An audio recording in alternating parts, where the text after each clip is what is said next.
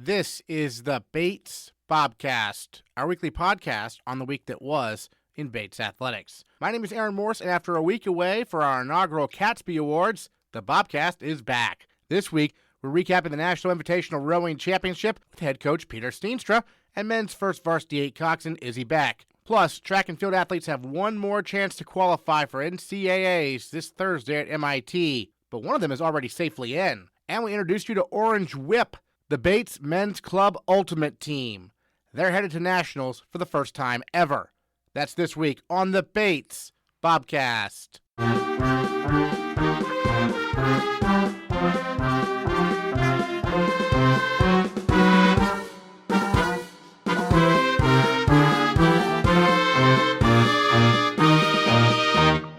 The rowing teams competed in the National Invitational Rowing Championship on Sunday, where the men's team finished a combined 5th place out of 18 schools in the point standings, and the women's team took 8th. The men's first Varsity 8 was able to qualify for their grand final, and on Monday they learned they'd received an at-large bid to the IRA National Championship Regatta, taking place May 31st and June 1st in West Windsor, New Jersey. Head coach Peter Steenstra recaps NIRCs. Well, Coach, the men's first Varsity 8 was able to get into that grand final there at NIRCs. It was a fast race. Kind of take us through, first of all, what they were able to do in their heat to get to that grand final, and then what you're going to be working on between now and IRAs, because obviously you'll be seeing these same boats again, right? It was a really good battle. They needed to go after a crew that they hadn't seen yet in Hobart, so that added some fun to it, but a little bit of unknown is part of the excitement there, but. Yeah, they just kind of took control pretty early on, I think. From what Izzy Beck tells me, she knew by the 1,000-meter mark or even slightly before that they were going to be able to comfortably get ahead of that crew. And it was more a question of what happens over the next 500 and do we really want to throw a challenge out there at that top spot with Wesleyan or not. And there was no need for that, so they just kind of cruised through the second half of the piece and tried to preserve what they could for the final. And then in the final, you mentioned earlier that it was a super fast race, right? Yeah, it was pretty wild. The goal would have been to try to get a hold of Williams, who we were close to at New England's, and then Tufts wasn't too far beyond that. Williams did something pretty wild and crazy and really just almost took the doors off with that one. They led the majority of the race there, and then Wesleyan had to get it back on top of them. But it was the same people in that final race as it was for New England, the exact same 6 crews. So, we finished 6th again, and Wesleyan finished 1st again, but the deck was kind of shuffled in the middle. And then look at the team last year. If I recall, they were actually only in the petite final in IRCs. This year they got the grand final, and then they were able to get third to IRAs. The difference now, IRAs, you don't have to deal with MIT, right? They're not in the mix. Is that correct? Yeah, they're not in the D3 event. Yeah. And we saw the list of schools that are going to be there. So the new one that's kind of a question mark is that Milwaukee School of Engineering. Mm-hmm. So they're a fairly new program. I'm not sure exactly how many years they've been around, 10 or 12 or maybe a little bit longer. They've been primarily 4s up until maybe the last couple of years. But it's a D3 program. It's one of those schools that started off small but high quality right from the beginning. So they were competitive in those 4s in a very early stage. So we're expecting that group to really be in the mix, and that looks like a good target for us to go after. Well, Coach, also with the men's team, I wanted to ask you about the third Varsity 8. They were the only crew between both groups to medal at both New England's and NIRCs. They went from a bronze medal at New England's to a silver medal there. How about that for the depth of the program there? It's very encouraging, to say the least. The men's 4 that raced as like a 2v4 also medaled at New England's. Right. So that was the only other boat. So those 3V guys, they were day in, day out competing and working hard and pushing the 2V really, really hard to the point that a few races they actually finished with a faster time. They weren't in the same race, but they had a better time. And they made sure I knew about that, which is which you can only expect from those guys. But a great group with great character and great competitive freedom about them. They're a fun bunch that know how to race hard, and they got significantly better throughout the year. And to make a leap like that from New England's to the Invite is a pretty significant thing, So they did really well. So well, in fact, that we're going to go to the IRA with a 4, and so that's going to help continue the development of the program, I think, getting more guys to that race, to race at that level. And when you race in the 4, you start in the time trial, is what they do, because there's no way to seed the 4s. It's impossible, right? But if they can get through the time trial and get themselves into the top, I guess it's 32 or something, 24 boats or whatever it is, then they'll find themselves lining up against Cal and Harvard and all the rest of them, Washington and everybody else, and it'll be a lot of fun for them, I think. But it's mostly just training with purpose from now until then is a big, big difference. And then being able to make the trip, being able to go there and be a part of that regatta, to have a total of 23 people doing it instead of just the 21 that we would have had otherwise, is a really significant thing for the team, and I'm excited for them. They've more than earned it, and to be quite honest, that 3V has done so well that we have no choice but to spend a few days here and looking into that boat to see if we can't find some new speed for the 2V or even above. Do you kind of look at what you were able to do last year as kind of inspiration for the team this year, going up from being a petite final to being third in the country? Yeah, no, it's not that I expect anything other than them to put their very best out there. Mm-hmm. We know that it's a short break this time between the NIRC and then the actual IRA. Normally we would have 3 weeks in between. Now we only have a couple. So there's not a whole lot that can get done, but we can do a little bit of tinkering here and there, and we also are in that situation where there's nothing to lose. I mean, we can try anything we want to, and we had a really good hard practice this morning, and maybe learned a little bit about a couple guys, and we'll see if we can't make that first day a little bit faster. Great, and then for the women's team, I think your comment for the article was your main focus with them is don't worry about what happened in the past, right? You're building towards the future, and winning those petite finals obviously is a good way to start for this. For these young boats, I counted only 2 senior rowers, your 2 senior coxswains, but only 2 senior rowers in the top 2 boats. Yeah, and I certainly don't want to just brush over the fact that we're losing those 2 coxswains. Sure. Del Cole and OG are they really make up for their body weight by the course that they can steer and what they can do with the athletes. They know how to talk to them, and they know how to use the throttle and all that. So they're really significant loss, to be quite honest. But you're right. It is only 2 rowers out of those 2 boats that we're losing to graduation. We don't even have that many going abroad for the fall. So between those 2 elements and then the fact that Flynn has brought in a pretty significant class, we're going to have 45, 50 women on the roster in the fall, and that's really encouraging. If we can take it back to kind of the beginning of this year, to go from an expectation that we had at the end of last spring, so we finished at the NCAA. It was a mixed bag, but we also didn't graduate a huge group. It was a group where we graduated some people, but it wasn't like devastating. Right. But then to start the year with a handful of some key people deciding that they didn't want to row anymore, that was a bit of a hit, and that's a rough way to start the year. We had a lot of young people, and then we had a whole bunch abroad. So the majority of the roster going into like the Charles was a very, very young group. So at that point we knew, all right, we've got our work cut out for us. And then we got into the winter/early spring, and the injuries began to kind of pile up on us. So it was a very challenging year. We had a lot of younger people that were put into these key roles.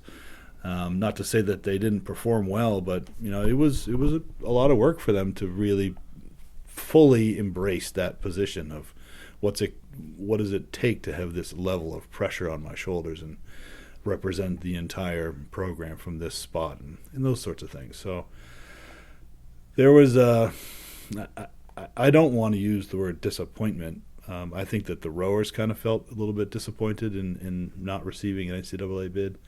I can't help but try to explain to them how pleased I am with how they performed, because they did a lot of work together. They really put themselves on the line together. They trusted me and listened to me, and believed that I knew what I was doing in order to provide the very best for them. So in the end, I was very happy with their overall performance, although I think they are disappointed with the results on paper. Well, and as a coach, you do have to deal with that every year where rowing's not a glamorous sport. So sometimes people decide they just don't want to do it anymore, right? It happens. Yeah. Some people kind of lose their way, and I think credit to our team in that they did not turn their backs on anyone who maybe stepped away. And I think that it just shows how the class of who they are. They're great people, and they're fully dedicated to the overall feel of or culture of what the team is, which is we're going to be always inclusive. We're going to be inviting no matter what. And no, this isn't for everybody. And some people don't realize that until later on, or they just kind of lose their way. But what are you going to do? And it sounds like you're excited about the young rowers you have coming in next year. It seems like a big group. Yeah. Coach Flynn has brought in some good people. There's no like superstars in there, which I think is ideal. I think they're just a good group of women who are going to add to the current mix. It'll be a very kind of young again, but like I said, we're not losing a lot of our juniors abroad, which is just a really wonderful thing. It keeps some maturity around the boathouse. It keeps that focus of we're not going to the Charles to just do it for the fun of it and be entertained. We actually want to go there and compete and kind of send a message to the D3 world that we're back and we mean business, and that miss on the NCAA thing is something that's really going to be a big focus for this group, I'm sure. Oh, absolutely. Well, Coach, thanks so much for joining us on the Bobcast. I'm looking forward to IRAs for the men's rowing team coming up there end of May, beginning of June. Really appreciate it. Thanks a lot. Junior men's first Varsity 8 Coxswain Izzy Beck led the way for the Bobcats on Sunday, helping them improve on their showing from a year ago, where Bates only made the petite final at NIRCs. This time they got to the grand final, which was enough to get the at-large bid to IRAs. Beck coxed the 2V last year at IRAs. Now she's in the top boat, and she is our female Bobcat of the week. It was definitely nerve-wracking. We went in not too sure where our placement was going to be, but we knew that we had to beat Hobart in the heat in order to make it to that grand final. And we still weren't sure if making it to the grand final would be enough. So Coach kind of told us, you've got to really set yourself up well. And we weren't really sure where Hobart was standing this year. We hadn't really raced them yet. And yeah, we went out and just treated that heat like it was our final race, and we gave it our all. And about halfway through, I knew that we were going to make it to that grand final. And that was a really cool feeling. I mean, making it to the grand final is always it's such an awesome feeling to know that your hard work has paid off and that you have the opportunity to race among the best in your division for medals and for the NCAAs title.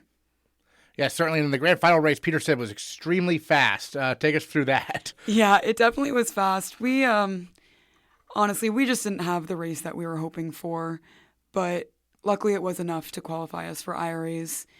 I mean, we've kind of been right with Tufts and Trinity and a lot of the other NCAAs schools all season, and we knew that there were a couple that were faster than others, and we came in ranked 6th.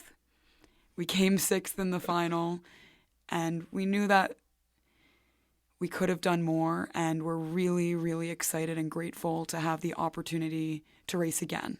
And the field gets a little bit smaller because MIT is technically a Division I school, right? So last year the team got 3rd, at IRAs. Is that in the back of everyone's mind, kind of? Yeah, last year the first Varsity 8 didn't even make it to the grand finals. Right. At the Invitational, and so we are further along than we were last year. And yeah, we had practice this morning at 5:30. We've got practice tomorrow morning at 5:30 and for the rest of the week. And we're putting in the work. We're finding more speed. We're really kind of hunkering down with the second 8 and also with the 4 that's coming this year. All the guys are really locked in, and we're excited to get to work. What was your experience at IRAs last year like? Because you were the 2V coxswain last year. It was awesome. Last year was the first chance that the 2V had to race for medals. Right. It was the first time that the IRA included a 2V category for D3. And that was so much fun. I mean, first off, it's really cool to be among the highest caliber rowers in the country. Some of the fastest rowers in the world. Our boat trailer was in between Brown and Cal, Berkeley. And Cal ended up winning the whole thing. They won every single race. And it's really cool to see the sport at the highest level of performance. And we're just, our small D3 program. But these D1 programs give us the same level of respect. And on the practice days, everyone races together, or practices together, I'll say. And it's just so awesome to be a part of that. And as a former women's team rower at Coxswain, it's cool to still have that nationals to be able to go to, because men's rowing isn't in the NCAA, but the IRA still is. It is the peak, the epitome of collegiate rowing for men, and so it's really, really cool to be a part of it. So tell us a little bit about this 1V boat. It's a coxswain. What's this group like to lead? They're awesome. We say it all the time, but it's the best boat we've all ever been in, because all 9 of us have the same goal. We all, at the end of the day, want to win, and whatever that means for us, it will be what it will be. But yeah, we've got 2 really great leaders in our 2 seniors, Isaac Levenger and Charlie Berman. And I've been really grateful for the 2 of them, because coming in this year, I was abroad and I was kind of thrown into that boat, and the 2 of them really trusted me with the reins, and they helped me out a little where I needed to be helped. But all in all, yeah, those 2 have been great. And I'm not going to share any other secrets, because we've definitely got some things in the works, but this team feels like a real brotherhood, especially this boat.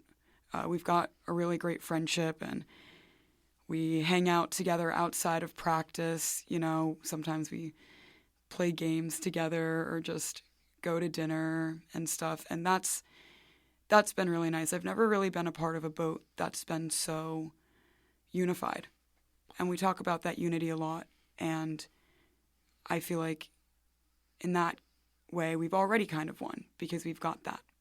And you touched on this a moment ago, but this will be the biggest group Bates has ever sent to IRAs, because we're also sending a 4. Now, there's no D3 race for the 4, so they get to go up against everybody, right? It's really an awesome thing.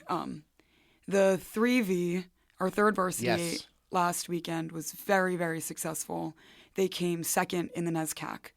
And this 4 was kind of in the works beforehand, but 4 of the rowers and the coxswain, Micah Shmizu, will be racing in that 4. And so to me, it just seems like their victory lap. They were really successful. They went as far as they could go in their season, and now they're able to tear it up with the big dogs. And it's really exciting. Do you think you'll get a chance to watch that, or how does the schedule kind of work out? Oh, I hope so. Yeah. I really hope so. I'm not sure how the schedule works, but they'll be racing with D1 competitors. And so I think that it'll be at a different time. Hopefully, if we can watch all 18 of us not racing, we'll be lining the shore screaming for them, because it's a really unique opportunity. Yeah, you mentioned going abroad in the fall. I mean, that's got to be a challenge somewhat, coming back in from abroad to try to lead a boat again. What adjustments did you make, coming back to campus and getting back into the rhythm, kind of? I was really nervous coming back from abroad. It's hard for a coxswain, especially one of the only women on the team. It's hard to be able to make connections with the guys.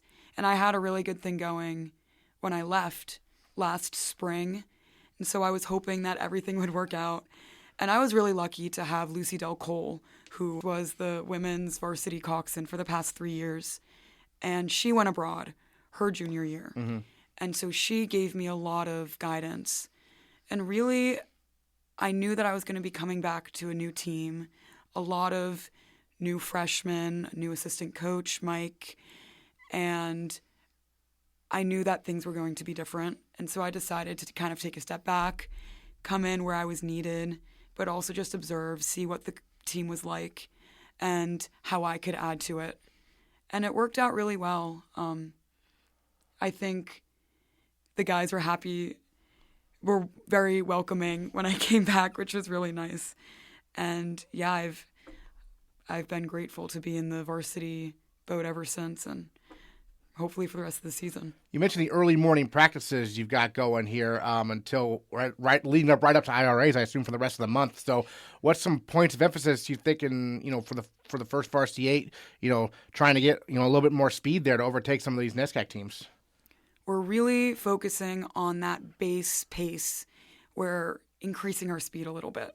So the goal is to increase our stroke rate by 1 to 2 beats. So to be rowing at a faster speed. And yeah, we're doing a lot of high intensity, high volume work this week. And it's really taxing, like very, very taxing. This morning was a lot for sure. We did some very intense race pieces with the second 8. And it's something that you've got to commit to, At the end of the day, it all comes down to commitment. And we want to be in competition for medals. And so we know that this is something that we need to do. We need to kind of push the envelope a little bit further. And everyone's committed to that.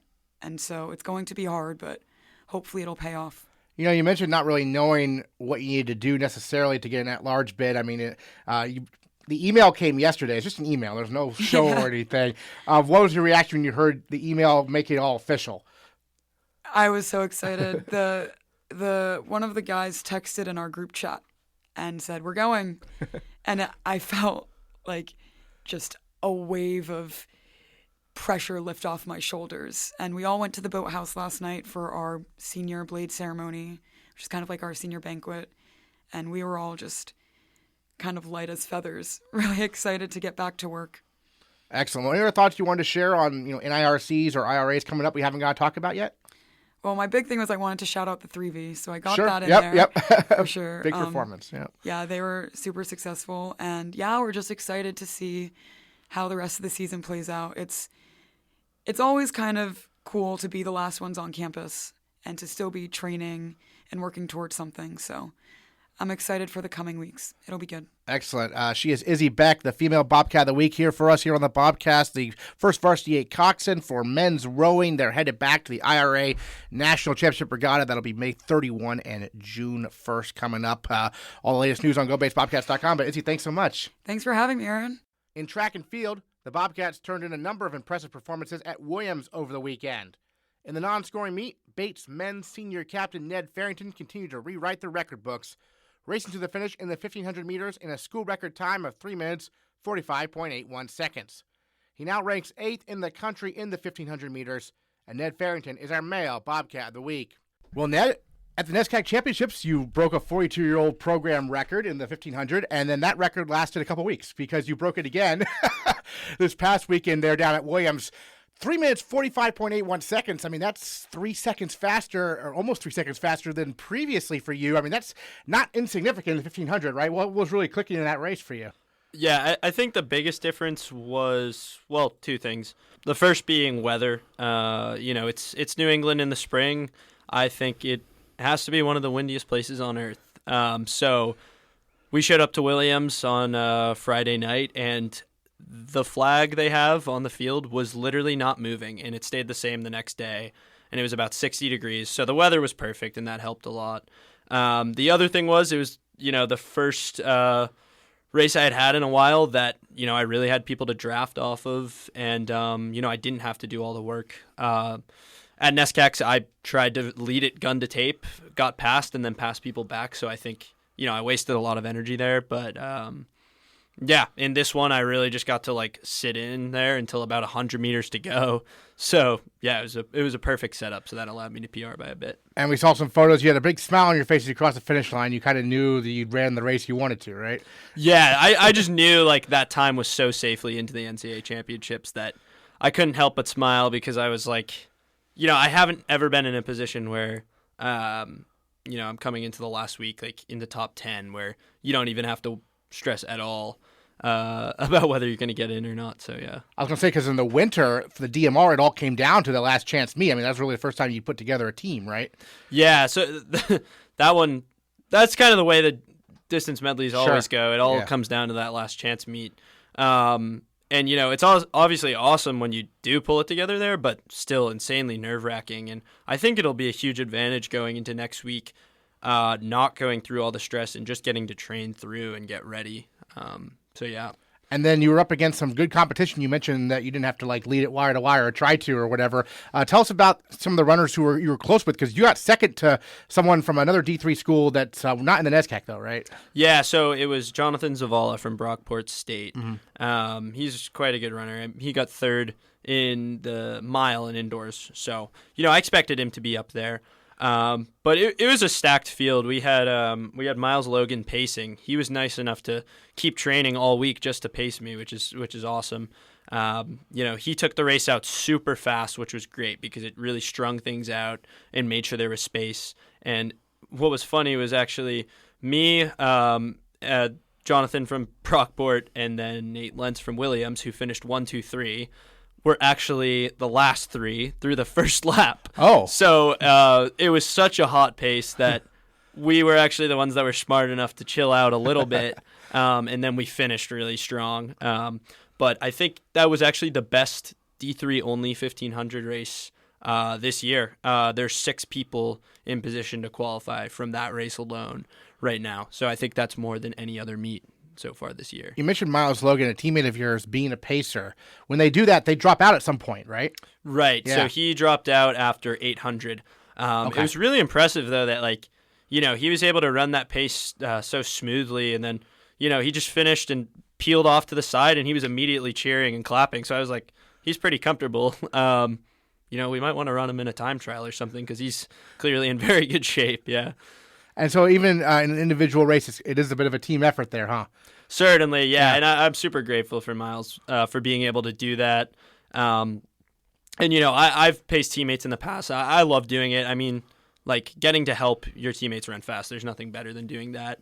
I think on Thursday we'll have Jackson Mons pace Ross in the 1500 to see if he can take a stab at the qualifier. In the 1500, not the 800. Yeah, so okay. we're going to... Yeah, coach is throwing him in the 1500 just because his upside is so high in that event.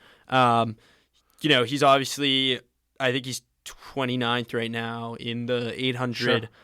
But people are starting to run really fast at these last chance meets, and he really has untapped potential at the 1500 meter distance. So I think, if he puts it together, I think he'll be joining me next week, so that would be really cool. Yeah. That'd be awesome. I mean, a lot of your teammates are going to this last chance meet. You're just going to be able to sit back and cheer them on, right? I'm going to be going crazy because I have some selfish interest here in that I really don't want to go down alone. Right. As much as I love Coach Johnson and Coach Fellman, too much time alone with them is a little much. So hopefully I got someone joining me. So, yeah, some selfish motives there, but also, I just really want to see people run fast and get the opportunity to go down there. And then how are you going to take this week where you don't have any meets? I mean, how are you going to – they say nowadays the hay is almost in the barn, right? But, I mean, what are your thoughts on kind of the layoff you have almost until Nationals in the month? Yeah, it's basically just doing enough so that we don't feel too flat next week, but also not overdoing it. So, I'll do about, 70 miles this week, which has kind of been the standard for me, just to keep things – as they have been, keep things consistent. And, we'll do 2 pretty easy workouts that just get me used to the, like tomorrow we're going to do a pace change workout that's basically designed to prepare me for the prelim at Nationals, where things are very tactical and you can go from running, 4-minute 1500 pace to like 3:40 pace in the like snap of a finger. So I think we got to be ready for that. So yeah, tomorrow we'll do like some 400s, some 400 meter repeats where we do like the first 200 in like 31 and then the second 200 in 27, just to kind of prepare for that. Yeah. The 1500, I mean, it's D3, but I think I saw like the SEC championships. I feel like the 1500 there wasn't that far off from what you guys do. I mean, how close are you guys to like D1 level at this point? Yeah, I mean, so the race you're referring to, I actually did watch that. Yeah. It was pretty tactical, so sometimes the times are slow. Gotcha. But I guess for reference, like, I think 3:45 would be the top seed in like probably 40% of Division I conferences. Definitely not like the Power Fives. Okay. Or like the Big Sky Conference is also really strong. Gotcha. And then I think to make they do a regional prelim in Division I to qualify for the NCAA championships. I think it takes around 3:42 high to get to that. So I'm about like 3 seconds off of that. Yeah. But yeah, I'll actually be running Division I next year, so I'm gonna try to, I'm gonna try to run that time. So tell us your plans for next year then. I'm gonna be running for the University of Maine, pursuing nice. MBA, finishing out my eligy. Yeah. But yeah, obviously, I mean, if Bates had grad programs, I would be back here. I would never want to leave. Yeah. But unfortunately, we don't. So. Can't really, unless I fail a couple classes or something. Oh, it's tactical, right? Got to tactically fail classes. Yeah, right. So I'm not going to do that. No. But yeah, headed up there next year. Super excited for that. Yeah. Okay, and so that'll be indoor and outdoor for you? Yeah, all 3 seasons, cross country. Oh, cross country too, of course. Okay. Yeah, because I have the 2020. You got the whole thing, yeah. Yeah, I got the whole thing. And I know a lot of other people in my class have that too. So it'd be cool to see some other Bates students head to Division I programs, yeah. So for the 1500 specifically, 342 high is kind of what you're aiming for? Yeah, so we'll see what happens next year. I'd love to take a good shot at sub 4 in the mile as well. I think my 15 from the other day converts to like 403, so we're knocking on the door there. Yeah. Just have to stay consistent, hope that I, could keep progressing. There's a chance the coach there will have me move up to like the 5K or something and try my luck there as well. So, yeah, I'm not sure what's going to happen, but obviously I definitely have some lofty goals and want to make a splash in Division I, yeah. And so you have 1 year there. Just 1 year, unless like, unless I got like injured. Right. Okay. Yeah. Awesome. And so I guess there might be a chance you'd be back for the Bates Invitational. Maine sends some athletes sometimes, right? Yeah, totally. Yeah. I'm going to be definitely asking to at least come down here and pace. Yeah. Yeah. But I'll see the guys a lot because, I mean, those BU races we go to, like Maine goes to those. So, like, especially in indoor track, like, I'll get to race the Bates guys again, which will be awesome. I'll definitely be throwing out some friendly chirping and banter their way, especially towards Coach Feldman. But yeah, it'll be really fun. I mean, it'll be, I would never grad transfer anywhere D3 because I could never compete against Bates. Like, right. I talked to some coaches and I was like, I'm not doing that. So yeah.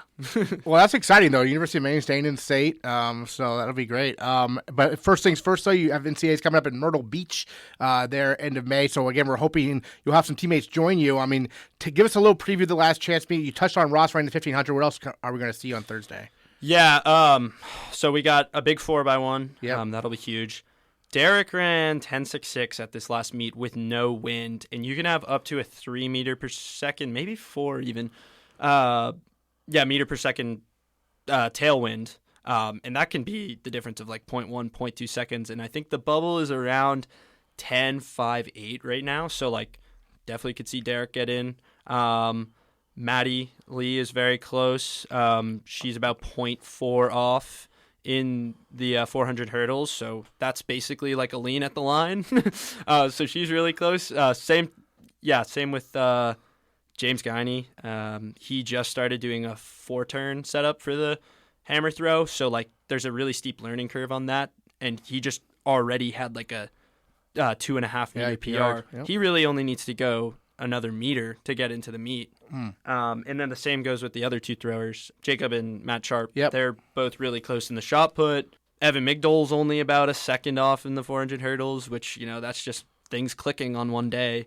So yeah, I mean, we have a lot of people that are like in the 20, like 25 to 35 spot where they're really close. And I can definitely tell you that people at other schools that are on the bubble are going to be very nervous watching our people race. Is this MIT meet the last one in the country before NCAAs? It's the last chance meet. Yeah. Okay. So you'll know right away. Oh yeah. It's like the entries are due Thursday at midnight. So like, I was making the joke that like if the MIT meet director messes up and forgets to like submit the results properly, like it's too late. Right. Because the other last chance meets, like there was one last night. There's one like at Augustana College tomorrow night. But yeah, this is the last one.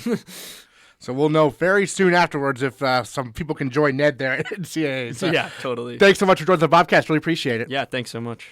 In women's track and field, senior Chrissy Aman ran her best time of the season in the 1,500 meters last week at Williams, clocking in at 4 minutes, 32.37 seconds. She ranks 33rd in the country right now in the 1,500 and will get one more chance to race her way into the top 22 this Thursday at MIT.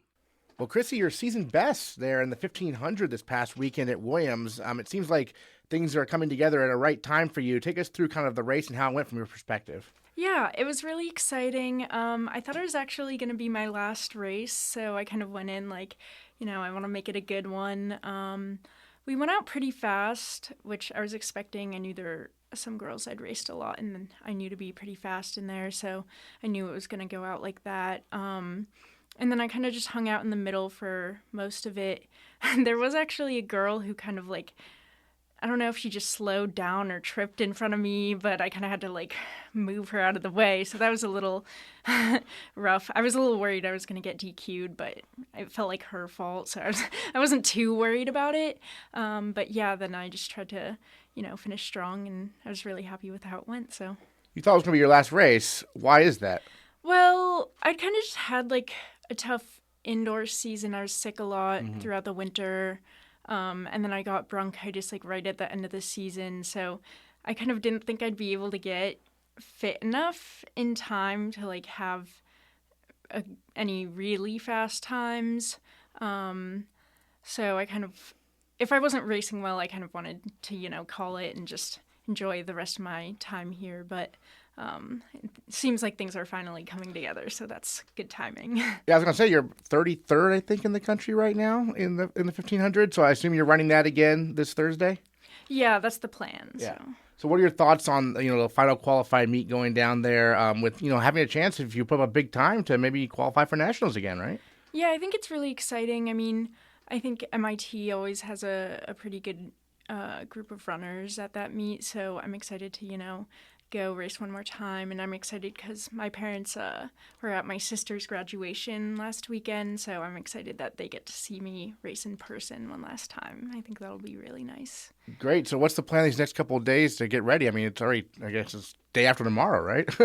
Yeah, I'm taking it pretty easy this week, just to make sure I'm recovered in time, because it's, the Saturday to Thursday is kind of quick turnaround, but I'm just trying to keep it light on the running, run on soft surfaces a lot, like keep my legs kind of fresh. So hopefully I'll feel decent on Thursday. And your fellow seniors who were running this past weekend, a couple of them, I think, stood out to me. Corinne Kohlenberg and Isabel May both had PRs once again in their respective events, 5K and 10K. What's it like to see them finish so strong also? Oh, it's so awesome to see. I mean, I've been training with them pretty much the entire time since the fall season, so it's been so awesome to just have my teammates doing so well around me. It's like inspiring to have such awesome ladies and see their hard work pay off. So I was so excited to watch. I was screaming at Isabel every time she came around in the 10K.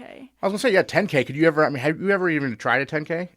I have not. I've only run, I think, one 5K even, and that was pretty much felt like medieval torture or something. It was really awful. So I don't think I'm cut out for that kind of thing. I don't know how Isabel does it. It's like beyond me.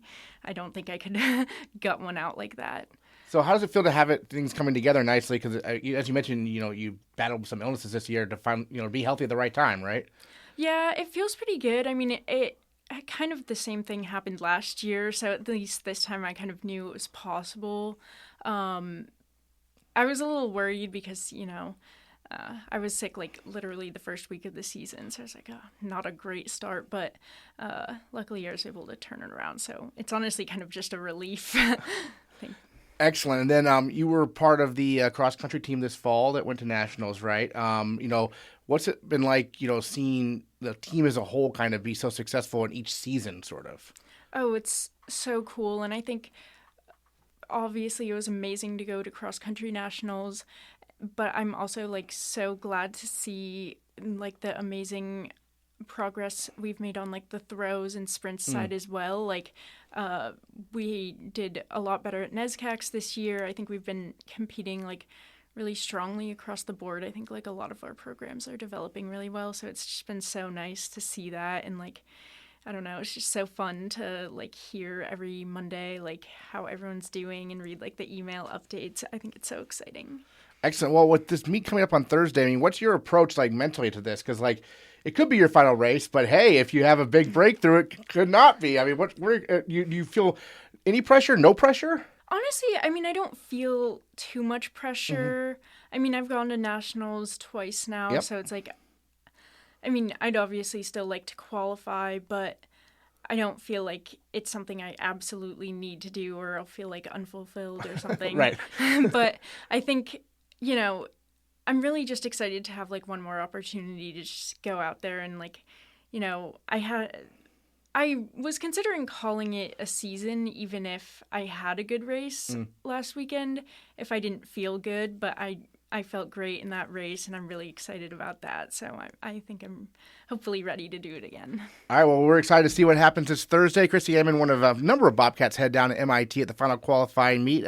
Thanks so much for joining us on the Bobcast. Really appreciate it. Thank you for having me.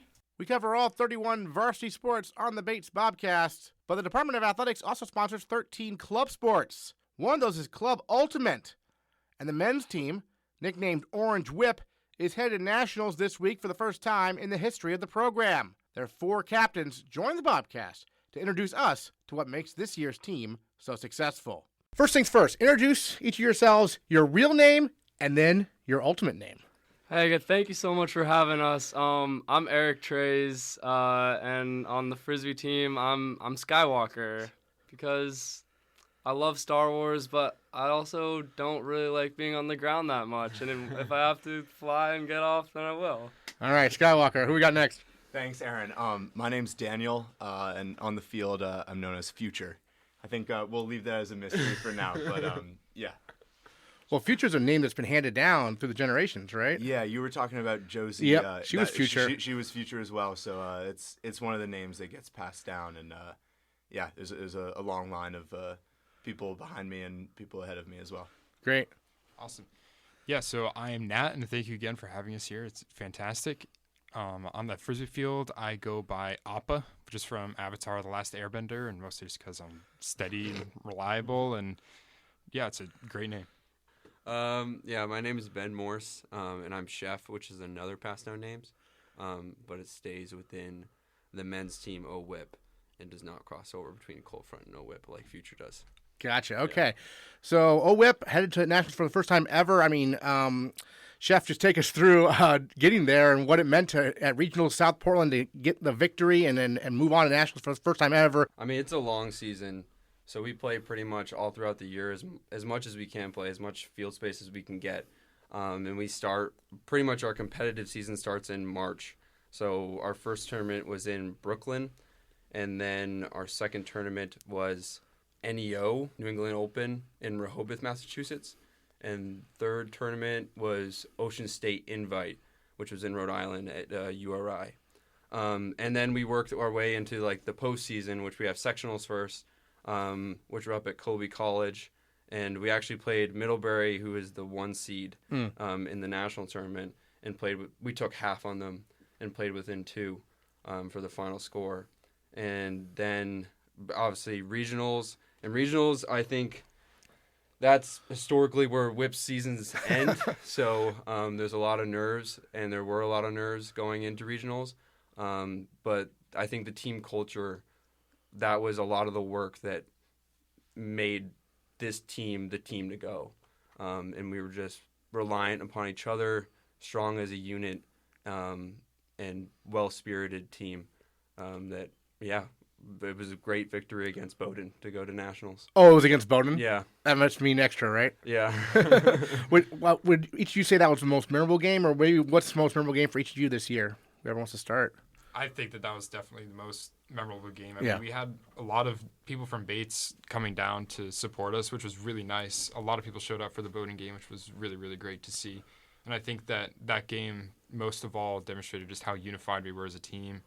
And our team culture of just being very, very positive on and off the field with each other and picking each other up, it just shined through, and we were very proud. What about for you guys over here? Yeah, I guess for me it kind of stood out that earlier in the season to win the NEO tournament, we actually beat Bowdoin again then, which was really big for our team because not only has Bowdoin been historically a very strong team, and last year particularly was a very strong team, but also just winning our first tournaments as a team in such a long time has been like such a big confidence boost on the field, and then so big for just bringing us together as a team and realizing that all the hard work that we've been doing has been paying off in a metric that can be measured. How about for you, Future? Yeah, I would say that game against Bowdoin was one of the most memorable games of Frisbee I've ever played. It was, like Appa was saying, having fans to support us there was a huge part of what kept us all so level-headed and like playing for the people that we love and getting that type of support from the sideline.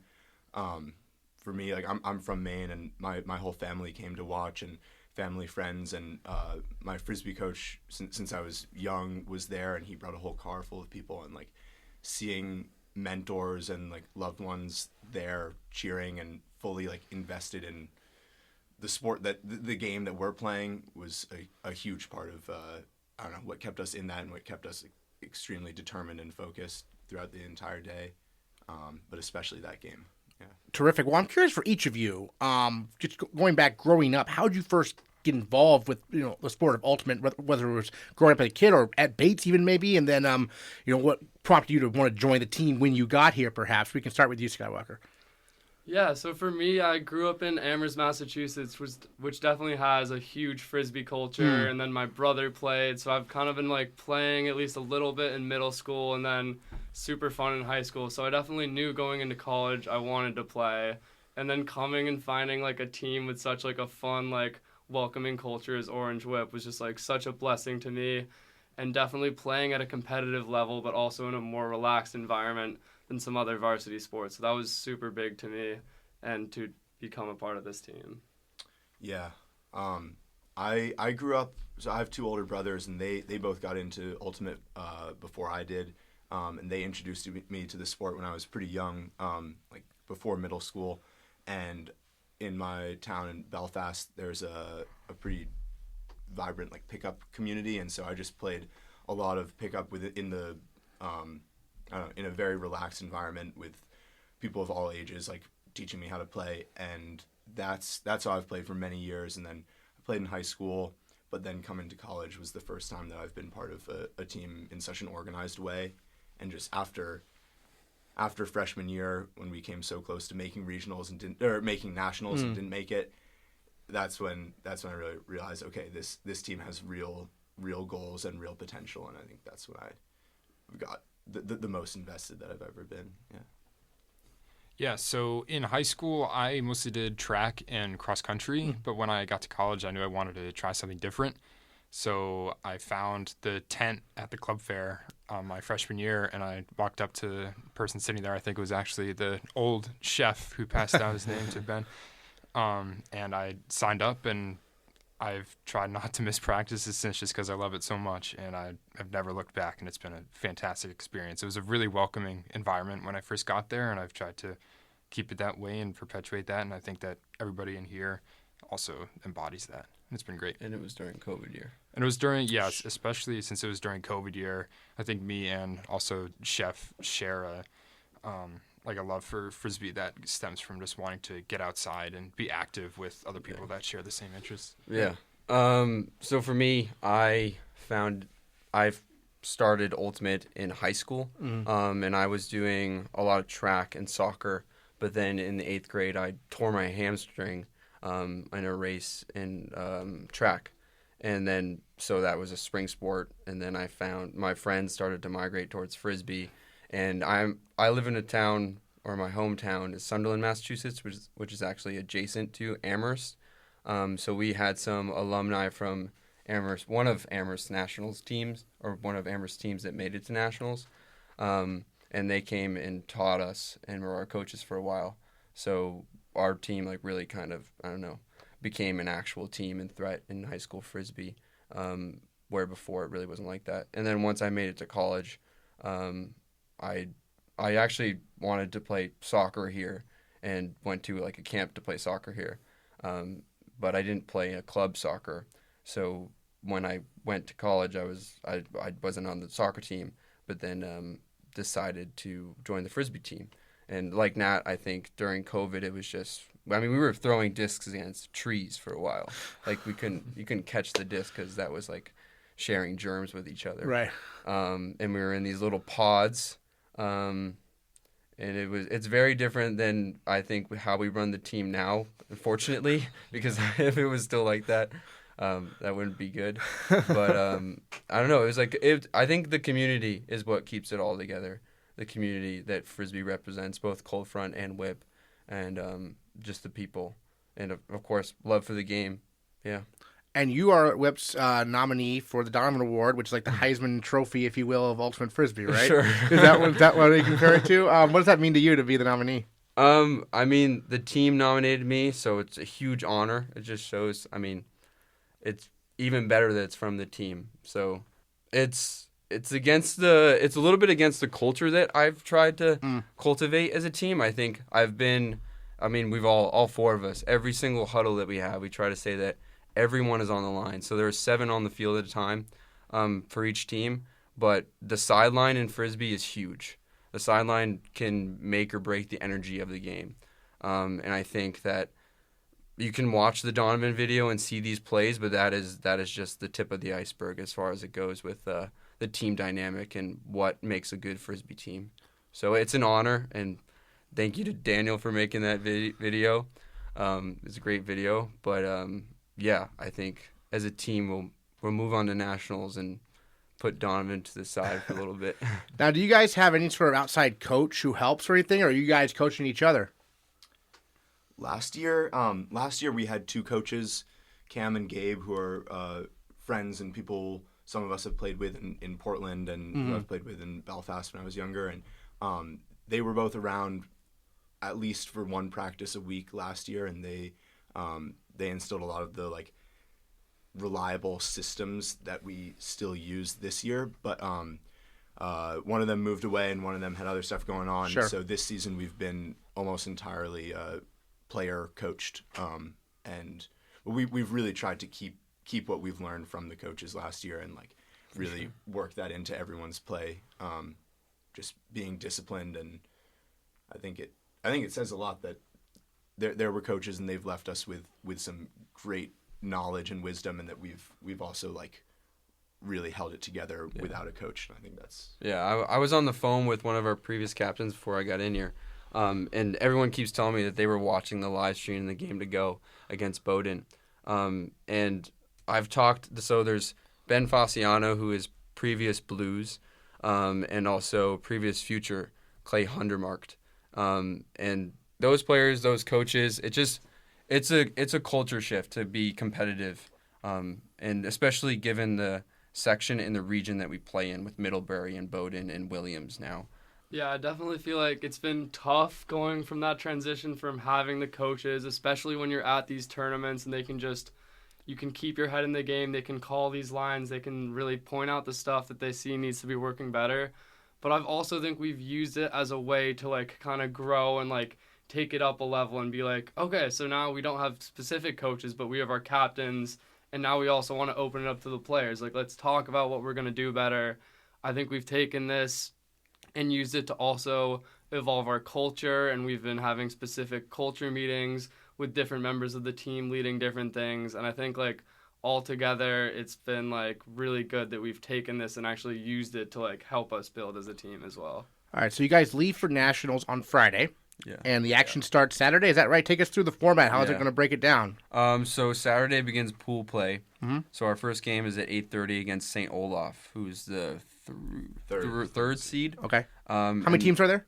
16. So where you guys are like what, the The 13th? 10th seed. 10th, okay, 10 Yeah. versus 3 to start. Okay. Yeah. And then is Franciscan Franciscan is our second game, and that will be streamed on Ultiworld for anyone who's interested. Okay, there you go. And then our third game is against Missouri S&T, who is the 15th seed. Okay. Yeah. So that's pool play. Yeah. And so you need to win probably 2 of those, or how's that work?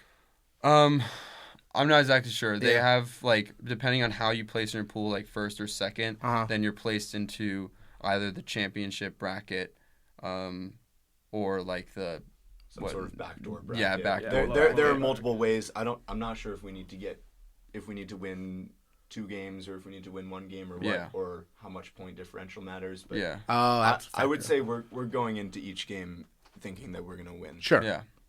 And trying not to put too much weight on the seed and the seeds of whatever team. It's they're new teams. They've never seen us before. Yeah, they're also just. I mean, the seeding is. This is cross-region play. Like, we've never played St. Olaf. We've never played any of these teams. And so, I mean, not putting too much to the seeding, I think, it's what we're going in with, and I think it's a good strategy. So pool play Saturday and then like the knockout rounds, if you will, or Sunday, is that? Yeah. Okay. So the bracket play begins Sunday, and then quarterfinal, men's quarterfinal and women's, semifinals are on Sunday, and then Monday is finals and the rest of the placement games. Okay. Yeah. So you'll hopefully be playing all the way through Monday then. Yeah. That's exciting. Yeah. What are each of you most looking forward to about this experience going to Milwaukee here? It's a big question just because I don't know. I think for all of us, like certainly for myself, like nationals has been this sort of like holy land. Yeah. Right. There's been this idea of getting there, and for the first time ever, we're like, okay, we're there. What do we do now? And so like, I don't know. Personally, there's a players' dinner on Sunday night after all the play, or right before the final on Monday. And I think we'll get to off of the field meet a bunch of people who play frisbee around the country, and that's across gender divisions too. So it'll be men's and women's teams, and like I don't know, just meeting people who you'll never get to play with or against at any of the other tournaments that we go to is something that I'm really looking forward to. I think for me, I think it's the lasting impacts of going to Milwaukee. I mean, just the very fact that we're here right now and we're talking to you on the Bates Bobcast, and I don't know, just the fact we have a bus chartered for us for the first time going down to the airport. We're flying together for the first time. Teams that historically go to the national tournament are invited to more tournaments across the country. And even, I mean, as soon as we made nationals and you had the Friends of Bates Athletics fundraising program, we saw like $16,000 fundraising. Yeah. Which was, I mean, it's just the impacts for the team, and especially as a senior who's going to be leaving, I think it's great to see because I'm excited for Eric and Daniel and the rest of the team who's going to be here to just feel these impacts of going to Milwaukee. Yeah, definitely similarly. I'm just excited to see, like, obviously it's going to be a fantastic experience there, but also where we're going to take it from here, and if we're going to let this, like, get to our head as a team or ever get complacent, or if we are just going to see that, we've done so much to build our team on the field and our culture off the field, like, maybe we need to keep it rising still. I think that it's going to be a really, really good experience with just the people that all 4 of us have like built around and love so much. Like, we go to practice every week with these players that are coming with us, and I just think it's going to be really fun to fly across the country, as Ben was saying, with them, and be able to play frisbee for hopefully 3 more days and just have a really, really great experience and work really hard.